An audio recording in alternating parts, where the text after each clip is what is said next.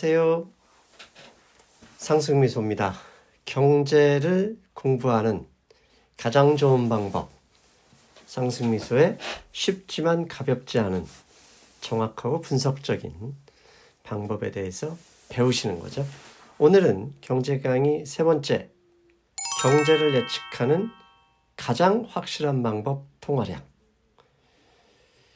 경제가 좋아진다는 의미는 지난번 방송, 첫 번째 방송에서 말씀을 드렸죠. 돈 벌기가 쉽다는 것을 의미하죠. 그럼 돈 벌기가 쉽다는 얘기는 돈의 양이 많아지기 때문에 그런 것이죠. 돈의 양, 통화량이라는 단어로 바꿀 수 있습니다. 통화량이 늘어날 것인가 줄어들 것인가, 이 가능성만으로 투자 수익은 결정이 됩니다.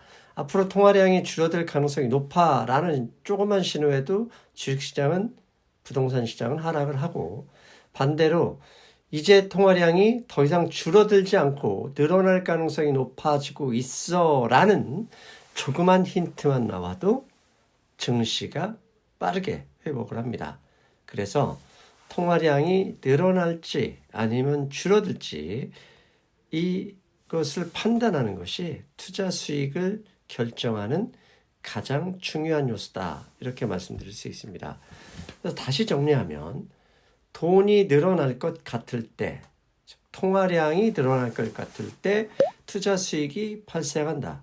그렇다면 통화량이 늘어나기 위한 신호, 지표에는 무엇이 있을까? 그걸 알아봐야 되겠죠. 그것을 하나씩 말씀드리기 전에 첫 번째 방송, 지금 보시는 그림은 전 세계 통화량이 95조 달러다. 2022년 기준으로 라는 외국 사이트의 통계 지표인데요. 여기 보면 오른쪽 박스에 93%가 난피지컬, 한마디로 근거 없는 돈, 부채다라는 의미입니다. 그래서 전체 통화량의 95%를, 글로벌 통화량이 전체 통화량이 95조 달러인데 이 중에 93%가 누군가가 빌린 빚이다라는 의미입니다. 그렇다면 통화량이 늘어나기 위한 신호는 결국 빚이 늘어나기 위한 좋은 조건이다, 이렇게 말씀드릴 수 있죠. 가장 먼저 빚이 늘어나기 위한 가장 좋은 조건은 뭘까요? 인구 증가입니다. 1인당 1,000만 원씩 누구나 다 빌릴 수 있다면 인구가 늘수록 전체 돈의 양, 통화량은 증가할 수밖에 없는 것이죠. 그래서 인구가 계속해서 증가하는 나라, 인구가 많은 나라가 국가적인 전체 부의 총량을 따지면 상당히 크죠. 중국, 인도, 미국, 이런 나라들이 GDP가 큰 이유가 이런 것 때문입니다. 그렇다면 인구 증가만으로도 투자하기 좋은 나라를 찾아낼 수도 있는데요. 이건 UN 개발계획에서 발간한 그 인구 증가 부분인데요. 2022년에 상위 1위에서 6위까지를 보면 1위는 중국, 2위 인도, 3위 미국, 4위 인도네시아, 5위 파키스탄입니다. 근데 2050년, 약 30년 후의 인구를 보니까 1위는 인도고요. 중국은 기존보다 주는 것으로 나옵니다. 그리고 미국은 여전히 증가하고요. 그 뒤를 이어서 나이지리아, 파키스탄, 인도네시아, 이런 순으로 인구가 변화할 것이라고 나옵니다. 그렇다면 인구 증가가 계속되는 나라, 인디아, 미국, 나이지리아, 인도네시아, 이런 곳이 투자하기는 좋은 것이죠. 왜? 똑같은 조건이라면 인구가 느는 나라일수록 부채를 더 빌릴 수 있으니 통화량이 늘어난다, 그런 의미입니다. 자, 두 번째, 통화량이 늘어나는 신호를 찾는 두 번째 지표, 금리 인하입니다. 만약에 똑같은 금리에서 인구가 증가하지 않는다면 어쩔 수 없어요. 인구가 증가하지 않는다면 돈의 양은 늘어나지 않겠죠. 그럴 때 사용하는 방법이 금리 인하입니다. 금리를 내릴수록 1인당 더 많이 돈을 빌릴 수 있는 거잖아요. 그래서 선진국일수록 금리가 더 낮습니다. 왜? 선진국일수록 인구 증가율, 심지어 일본은 인구 감소, 유럽은 미국보다 인구 증가율이 현저히 낮죠. 그러다 보니 일본이 유럽보다, 유럽이 미국보다 금리가 낮게 형성이 되는 거죠. 그리고 또 하나, 이 금리 인하와 인구 증가를 통해서 알 수 있는 사실, 부채가 증가한다는 뉴스는 항상 투자의 호재다.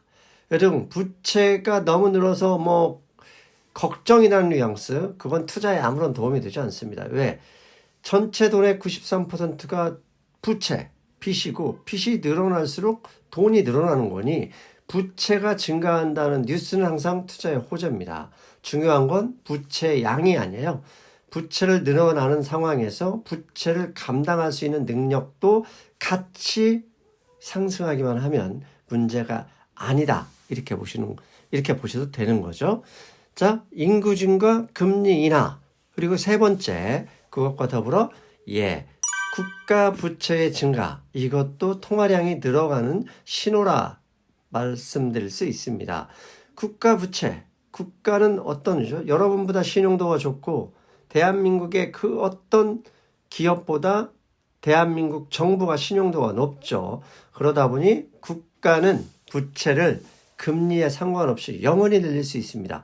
물론 한국과 같은 이머징, 기축통화국이 아닌 이머징 국가국은 무작정 부채를 늘리기는 어렵죠. 그게 중요한 핵심, 그게 중요한 게 뭐냐? 외환보유고입니다. 그래서 이머징 국가는 국가 부채를 늘리면 좋긴 하지만 외환보유고 증가 없이 국가 부채를 늘리면 아르헨티나 꼴이 되는 거죠. 아무튼 국가 부채가 증가했다. 이것도 통화량이 늘어난다는 좋은 뉴스다. 네 번째는 중앙은행 양적 완화입니다. 즉 중앙은행이 돈을 찍어서 뿌려버리면 통화량이 늘어나는 거죠. 국가 부채를 늘리는 것은 의회에서 여당과 야당의 싸움을 해야 되지만 중앙은행이 늘려버리면 정치 지형과 상관이 없습니다. 그냥 발행할 수 있죠. 다만 여기도 기축통화국이 아닌 이머징, 한국과 같은 이머징 나라들은 환율, 즉 자국화폐의 신용도, 이게 지킬 수 있어야 됩니다. 이 자국화폐의 신용도는 외환보유고가 증가할수록 높아진다. 이렇게 말씀드릴 수 있습니다. 그리고 이제 다섯 번째, 환율에서도 말씀드렸던 무역 흑자입니다. 부채, 인구 증가, 금리 인하, 중앙은행, 정부 부채, 이건 다 빚이거든요. 빚을 늘릴 때 돈이 늘어나는데 빚을 늘리지 않고도 돈의 양을 증가시키는 좋은 방법. 무역을 통해서 벌어오면 되죠. 무역 흑자. 무역 흑자로 외국에서 돈이 많이 들어와 버리면 이게 바로 누이 좋고 매부 좋고 도랑치고 가재 죽고 마당 쓸다 동전을 줍는 금상첨화라 말씀드릴 수 있습니다. 왜? 무역 흑자 금액이 늘어나면 늘어날수록 환율, 원달러 환율은 계속 내려갈 것이고 그렇게 되면 지난번 두 번의 방송에서 설명을 드렸죠. 주식도 오르고 부동산도 오르고 모든 것이 올라간다.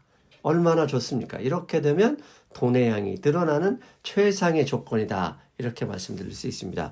그래서 나는 상승에서 당신이 얘기한 여러 가지 신호 다 어떻게 신경 쓰냐. 그런 분들 분명히 계십니다. 그런 분들에게는 다시 한번 말씀드리는데 가장 좋은 돈의 양이 늘어난다는 확실한 최우선 신호는 항상 원달러 환율의 하락입니다.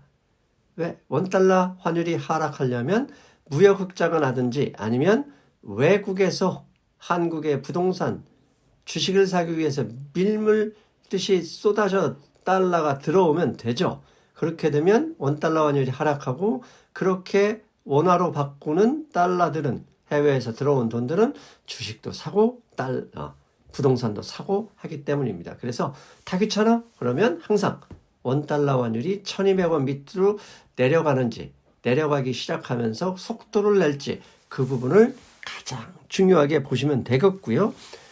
나는 한국 투자하냐 미국을 비롯한 글로벌 투자를 더 많이 해. 그런 분들은 달러와 약세입니다. 환율이라는 게 달러화를 기준으로 달러보다 강하니 약하냐를 따지는데요. 미국의 돈, 달러화는 기축통화이기 때문에 달러화가 강하다라고 하면 뭔가 미국에 안 좋은 상황이 있다는 얘기입니다. 왜? 달러가 필요하기 때문에. 반대로 달러가 약세다 그러면 원화는 반대로 강세일 수 있고 전 세계로 그 많은 달러들이 전 세계 곳곳에 침투할 수 있다는 의미이기도 합니다. 그래서 달러가 약세를 유지할 때 주식시장은 항상 좋았습니다. 이제 이게 원화와는 좀 다르죠. 왜? 미국은 항상 기축통화국의 이점이 어마어마하죠. 그래서 다음 시간에는 달러와 약세와 강세, 이게 어떤 의미 있는지, 어떤 때 이런 일이 발생하게 되는지. 왜? 달러와 약세가 되면 미국 주식 투자하기 좋다? 그럼 한국도 좋기 때문입니다. 오로지 한국만 본다면 원달러 환율만 보면 되겠지만 전 세계, 한국을 포함한 미국, 중국 할 것 없이 전 세계 투자를 고민한다. 그런 분들은 달러와 약세만 보면 된다. 그런데 달러와 약세의 의미는 다음 시간에 더 재밌고 쉽게 설명드리겠습니다. 여러분, 다음 시간에 뵐게요.